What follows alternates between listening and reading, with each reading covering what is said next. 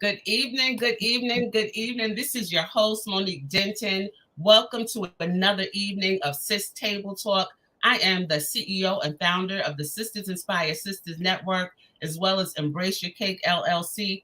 Listen, ladies, my sisters, I hope you are ready for this show tonight. This show tonight, I am super excited because we have a sister on the show. And if you haven't checked out her YouTube channel, you have got to take a look at it. We will share that information with you later. But Nneka is an absolutely phenomenal educator, professional. When I say down to earth sister that has been very transparent and sharing information about Black women. And Nneka, I recently picked up your book, My Own Gaze, which is a memoir of an invisible Black woman. And watching your show is the reason why I reached out. So, one, I want to thank you for joining us this evening. Extremely excited to have you on this platform. But if you could just introduce yourself, tell us who you are, what you do, and then how you got to the point where you decided to share your story about feeling like the invisible Black woman. Yes, thank you so much for Monique. That was an amazing intro. And just a really quick, I see my what do you call it? My website. I have to make a correction to that. Do you mind if I just throw it in the chat real quick for everyone? I don't know if you can change the banner going across or. Yep, that would be good. If you put it in the Okay. chat, I'll update the banner. Okay, it's Nneka Onyilofor. I sometimes have to spell out my own name there. All right, there it is. That's my website. But yeah, so hi everyone. My name is Nneka Onyilofor, and I am the author of My Own Gaze, Memoir of an Invisible Black Woman. I'm also the author of, I have my first book that I published with my mom. Can't really see it because of the screen, but it's, hopefully you can see a little bit, My Brother Adam. And it's a children's book, so if anyone's interested in that. And as Monique stated, I'm also an educator. I'm a coach. I launched my own consulting business recently, which I'll get into. But the biggest thing for me is, a big part of my identity is I am a Black woman, as you can see. And I want to share something here. So before I talk about the details of my book, I came into, well, Monique and I met through my YouTube channel. And what happened is I published my book back in September. So it's just a memoir about some of my experiences feeling like, or I should say, moving through the world as I have sort of related to this idea of the invisible Black woman. And I'll unpack a little bit of that. But I want to talk a little bit about why I gravitated toward YouTube after publishing my book. So for those of you all who want to be writers or authors, or maybe you are authors or writers, what happens is that when you publish a book, it's actually it can be a very passive process, because what happens is that you publish this book and, first you have family and friends purchase it, and you actually don't get much feedback unless you request it. So typically you send emails telling people to, please go to Amazon and, write a review or whatever. And full transparency, that was a very uncomfortable feeling for me, is because I felt like I wasn't able to close a loop. So essentially my book is this very vulnerable experience of me feeling invisible as a Black woman. And then you publish it and people buy it and you don't really know if they're reading it. You don't know what they think about it. You have no clue. And so I realized that, like, even though the process to publish a book was very liberating, I didn't like the lack of feedback. So my channel was relatively new. I started my YouTube channel back in July of 2022, right before I published my book. And I was thinking I would just make videos every now and then. And what happened was I made a video about the BBL epidemic, and it went what I call micro viral. So it wasn't viral, but it was like micro viral, like 17,000 views, which is a big deal for a new creator. And I got so much feedback, and particularly from Black women. And I realized that, like, I can't just publish books because although I enjoy publishing books and I will continue to do that, I like the engagement. I want to know what people think. I want to know what's on the minds and on the hearts of Black women.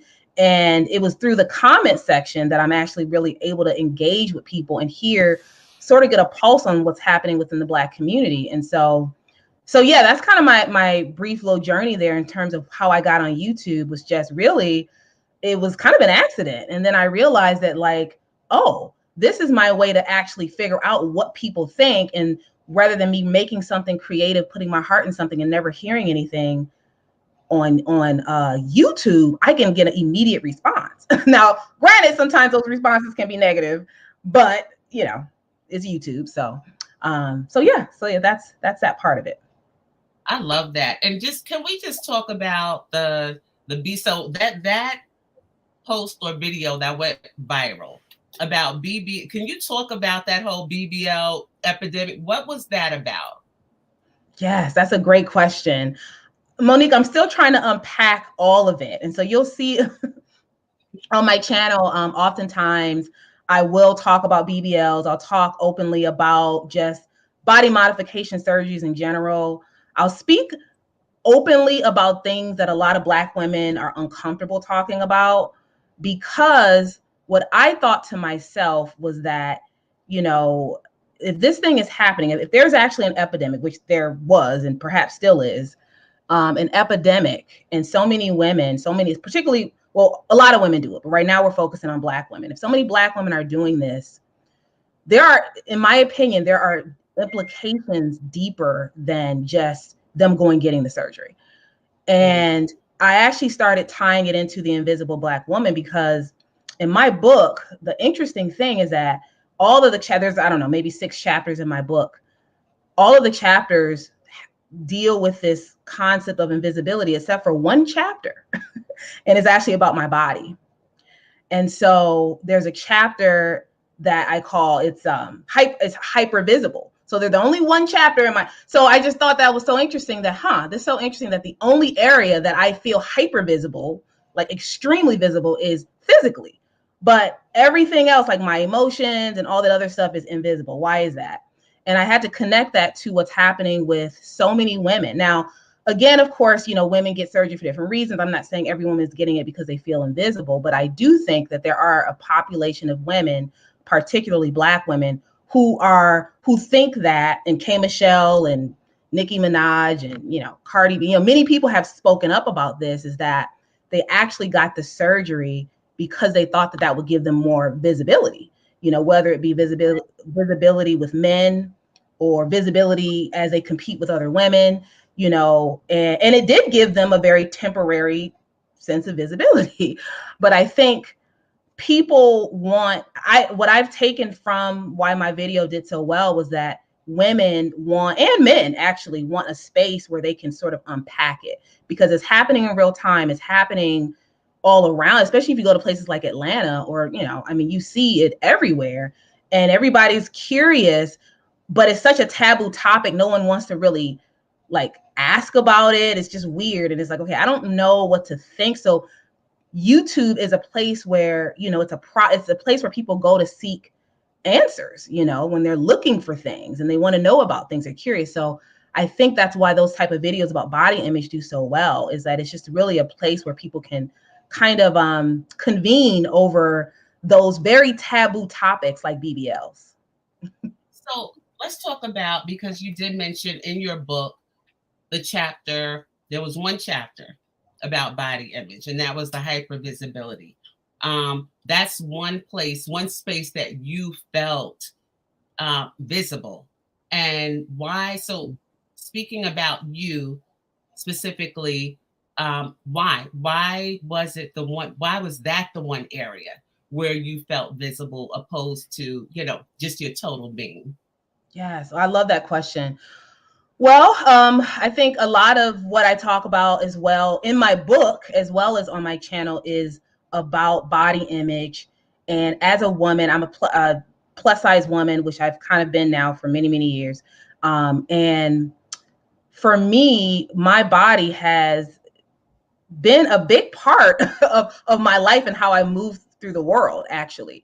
And again, I think it's one of those things that we don't think about. So, you know, not to give any spoilers, but there's a part in my book where I talk about, you know, when I was young, a lot of it had to do with like dieting and trying to get small. And this is this idea that, you know, the smaller, like if anyone has ever lost weight, and when you lose weight, there was a point when I was how old was I? Maybe in my early 20s when I lost like 40 pounds.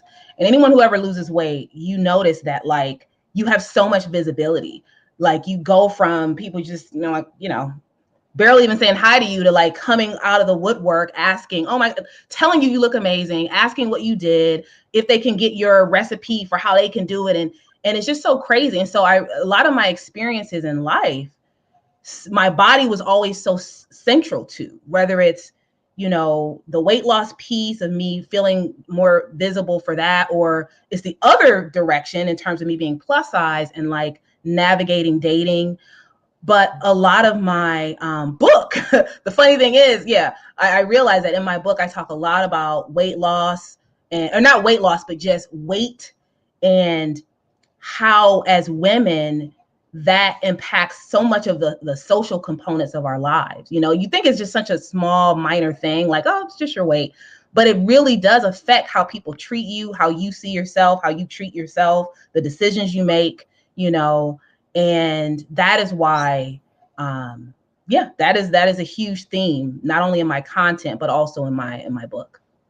So, and that's one of the reasons why I reached out, because when I first launched my business back in 2016, Embrace Your Cake. So the cake is an acronym for confidence, attitude, kindness, and excellence. But it started off with me talking about the physical cake. In our communities, when they say she has that cake, they're talking about certain body parts. So I always felt uncomfortable about my cake. Being a plus size woman as well, always felt uncomfortable. And it wasn't until I reached a certain point, and for me, that was early 40s, being fully transparent, where I was able to say, you know what, it's not just about cake. I'm tired of feeling uncomfortable. I'm tired of feeling, having low self esteem about my body image and my appearance. And that's why encouraging women to embrace everything about them. It's not just about the external, but it's about the internal. It's about their confidence, it's about their attitude. And then I also have kindness and excellence. So, just to read Yes. something that came up in the chat, so many daily decisions include weight and size and how it is carried. And that is very, very true. So thank you so much for that. Um, how did you get to the point where it was no longer, because if you watch your videos now, it seems as if body image for you, where you are currently, is not a factor, and how your life, and it isn't impacting you the way it did one time.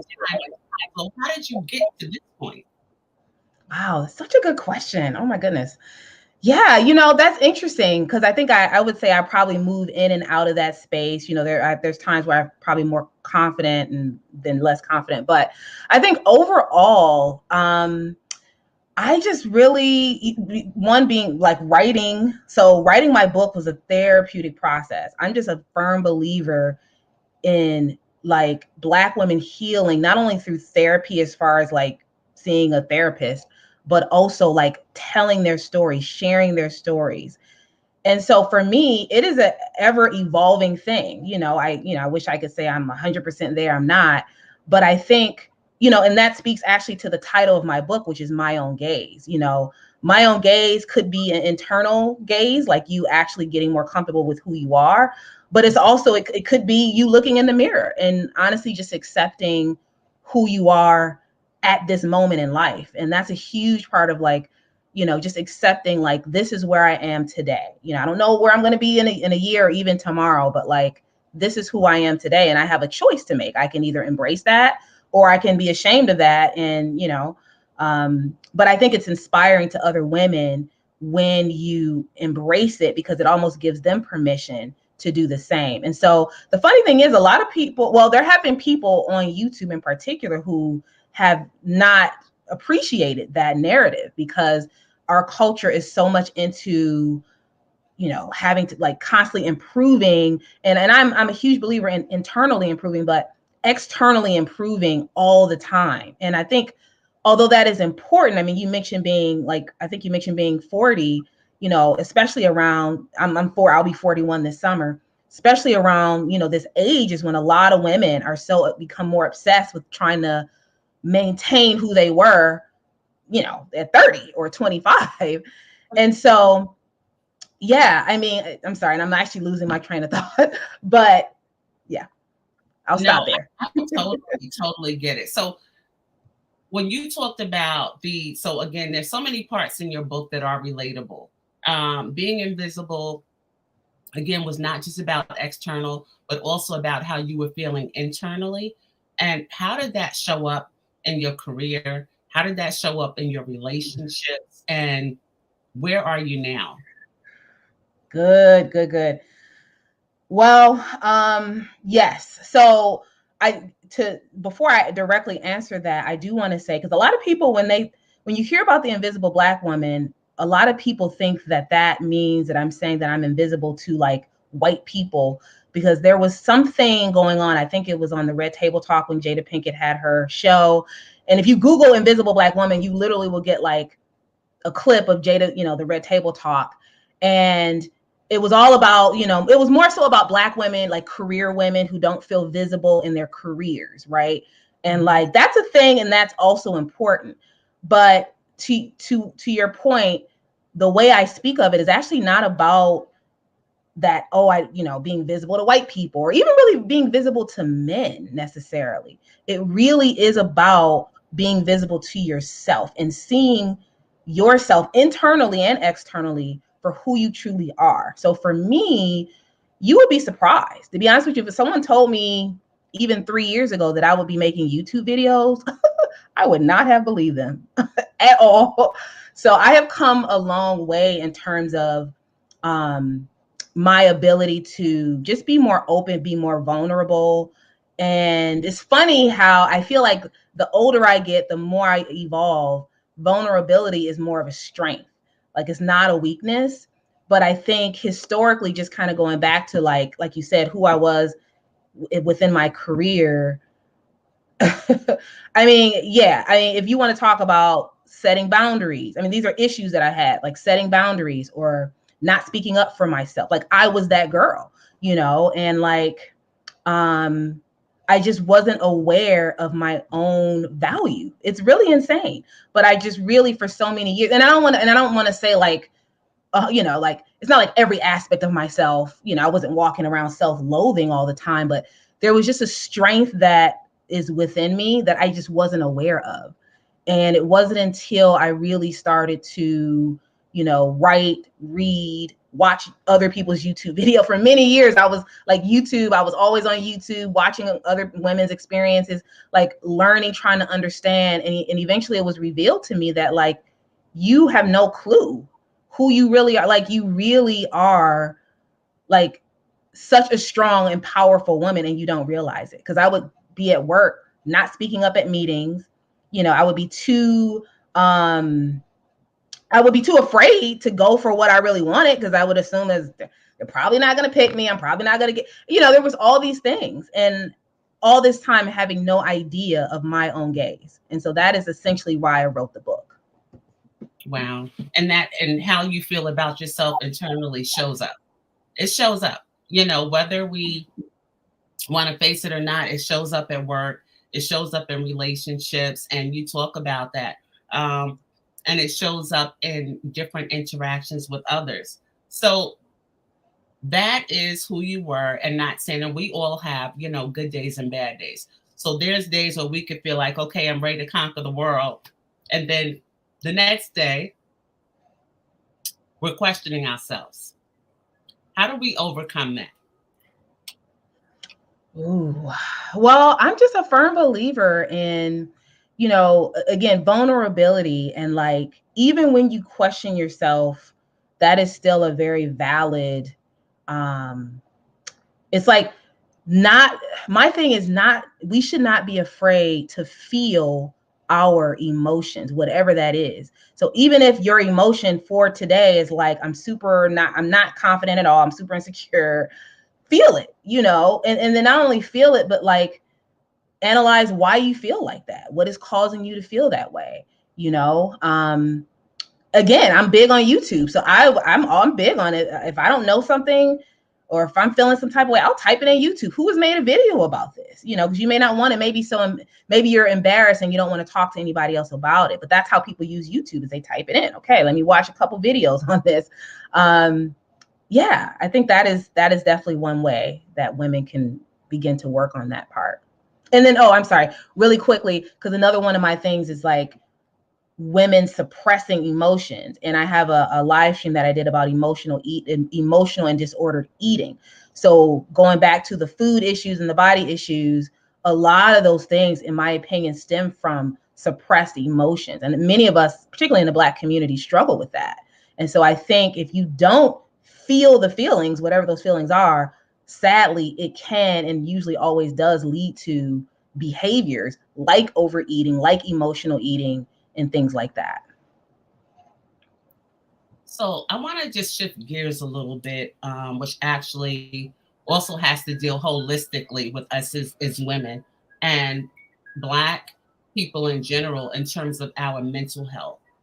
You're also a big mental health advocate, which Yes. is also apparent in the book that you co-authored with your mom about your brother. Can you just talk to us a little bit about mental health in our communities and different things that we can do to, one, to be proactive and say, hey, there's something going on here. We need to work on fixing this. Yes, I'm so happy you asked that.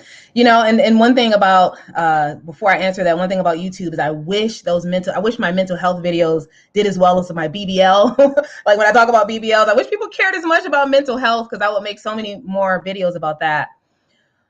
But yeah, so I just think that, you know, especially in the Black community, mental health, you know, as you know, it's a huge stigma. And as you mentioned, well, my father had schizophrenia, grew up with a father who had schizophrenia. My brother also was diagnosed with schizophrenia. They both are no longer with us. And so what I've learned from that is that, you know, education is huge in terms of trying to, like, many of us have family members with a mental illness, whether it's depression, whether it's, you know, bipolar, whatever it is. Most of us know someone or multiple people, but sadly many of us don't take the time to really try to understand what they're going through. You know, we call them crazy, we say that, you know, it's like you know, or even this whole thing with Danae Jackson, which I'm going to be putting out a video about, you know, all the negative things around this, Derek Jackson's ex-wife, all the negative things surrounding her. And like, but when you hear her story, she's recently interviewed on the Dear Future Wifey podcast. When you hear her story, you realize, wow, this girl has had so much trauma, you know, and she's been through so much. So it would actually even make sense if she had a mental health issue, and that's actually okay. The crazy thing is, most people actually do have, I mean, anxiety is considered a mental health issue.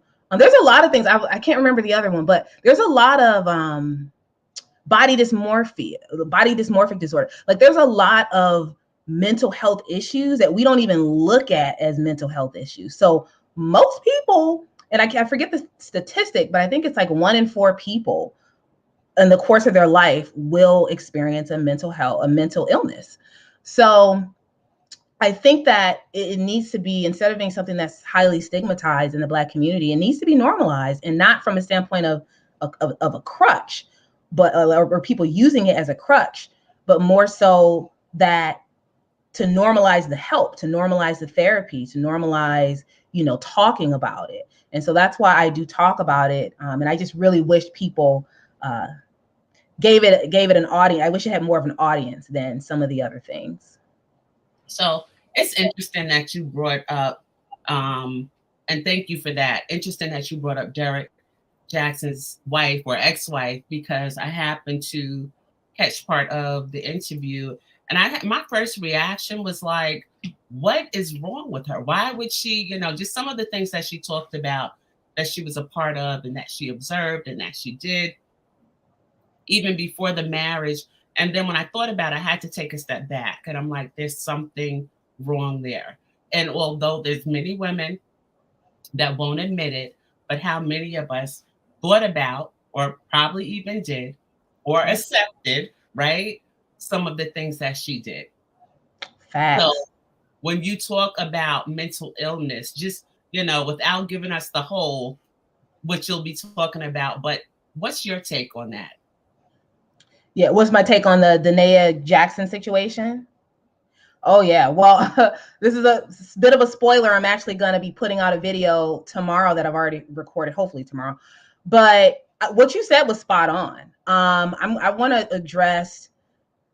It's so funny. Well, okay. There's a oh gosh, there's so much to unpack. I actually listened to the entire like 2.5 hours, but I just to unpack just a little piece of it in terms of the cheating and like what she dealt with that.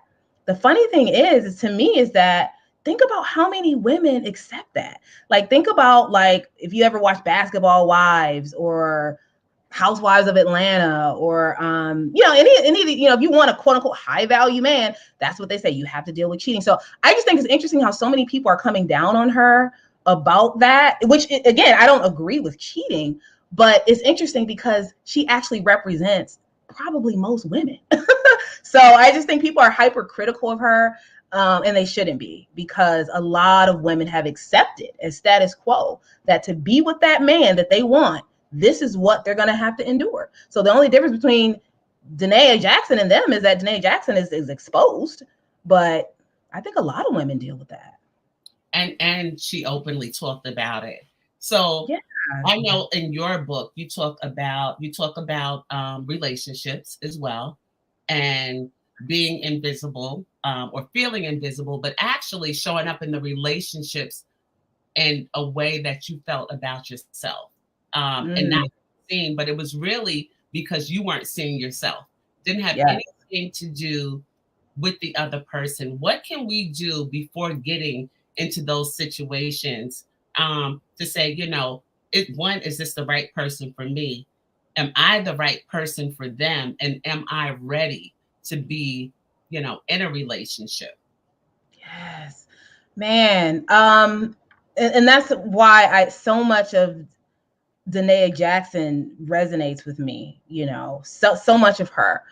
I think the biggest thing that we can do as women is to see our own gaze internally and externally as much. I mean, of course, throughout this lifetime, you're going to constantly be evolving and learning more about yourself. But I think one of the biggest things that we can do is to know who we really are, and like deeply, not surfacely, like, oh, I like Louis Vuitton bags. No, I mean, that's fine. But Right. like really, and that goes into like, what are you willing to accept? What are you willing to accept? Where are your boundaries? What how are you going to show up, in the relationship? What are you willing to do? What are you willing to not I mean, there's just so many things. And I think, we just move through life. We're all very busy. We don't really give much thought to these things. But if people will will comment on my YouTube videos, it's like, oh, this girl is an overthinker. She thinks too much. But like, that's essentially what we need to do, is really examine ourselves internally and make a decision ultimately. And that really the big question is, because they say when you are with someone, it's, what is that saying? It's all about the problems that you can deal with, or something like that. It's all about the problems. But that's real. It's like figuring out whatever this person's flaws are. Is this something that you can live with, potentially for the rest of your life if you marry them? And those are the things that we really need to give full thought. That is so good. So and I knew time was going to go fast, as we Of course. are, towards the end of this broadcast, there's something in your book, the chapter, which is chapter 2, emotional invisibility. And you start off with saying, invisible women aren't born, they are made. So can you just tell us a little bit about, what you mean by that, where they're not born, they're made? Yes. I do not believe I was born into the world feeling insecure or invisible, or, not seen, or not really speaking up for myself. I think that was something that I was in some way socialized into, and I'm not placing blame on anyone, but just moving through the world as a Black woman. I think there's a lot of ways that we're socialized as Black women. And a lot of it is like, people will comment on, oh, Black women are too loud. You guys are too angry. You guys are too, all the negative things people put on us. And yet many of us have lots of trauma, like Danae Jackson, and lots of things, just being Black, period, right? And then on top of that, being a woman, there's just so much. So you're born as an innocent child into the world, and as you grow into a woman, all these things happen to you and around you that affects how you see yourself. And so that's how I believe that I wasn't born invisible, but I unfortunately, I became that, but I do believe it can be overcome. And I'm hoping that I can be a testament to how women can overcome invisibility, which is, why I wrote a book about it and talk about it all the time on my YouTube channel. Wow. Nneka, thank you so much for sharing. I mean, you are definitely a testament. You are definitely a role model, and not just for women of all ages and all generations. How can we stay in touch with you? Where can we get your book if we want to work with you? Because I know you also work with authors. You work with women that are ready to share their stories. You work with content creators. How can we get connected? Thank you, Monique. Thank you for asking. So you can kind of see the screen behind me, which I wasn't trying to just show the cake, as you say, Monique, but the head got cut off. But anyway, it says Curated Legacy, and that is the name of my business, Curated Legacy LLC. So if you are an aspiring author, so someone who is a writer, but you don't actually have a book yet, if you want to self-publish, would love to work with you. Also, if you want to make content, I would love to work with you. And just really quickly, in terms of what I do, I'm a coach and I'm a consultant. This is for my business, Curated Legacy. What I do is I help Black women. Well, I work with all people, but particularly Black women share their stories. And one of the things that gets in the way is imposter syndrome, which is something I really struggled with. And that is something that I help aspiring authors and aspiring content creators to combat. So if you need a push, if you need a coach, if you just have questions about how to get started, I want to self-publish, I don't know, how to navigate it, please do reach out to me. My email is just, she's not my email, my website, NnekaOnyilofor.com, and you can actually reach me directly on my website. And also I'm on IG, I'm on obviously YouTube, LinkedIn, and all the social medias. Thank you so much. So I'm going to go back, put the website in the chat, also your IG. So on Instagram, we can find you under Curated Legacy, or how can we reach you? Under my first, so everything, just to keep it simple, everything is under Nneka Onyilofor. So YouTube, LinkedIn, IG, whatever other social media I have, it's all just Nneka Onyilofor. Except, well, YouTube is Nneka C. Onyilofor. Interestingly enough, there's another Black woman content creator in Nigeria whose name is Nneka Onyilofor, which is so strange. So I had to go with Nneka C to differentiate myself from her on YouTube. Well, Nneka, thank you so much. Again, you have poured into, you have shared. If you have not, I'm telling you, sisters, you have got to pick up this book. It is such a great read. There's so many different things in here that are relatable. Not only that, it's inspirational, it's motivational. Thank you so much for showing up. Thank you for being who you are. I cannot continue. I cannot wait to see where your platform is going, because I know that it is headed. It's major. It's major because it's providing a safe space for Black women to talk about things that we don't normally feel comfortable talking about. So thank you so much for being my guest. I look forward to having a part 2 later on down the line.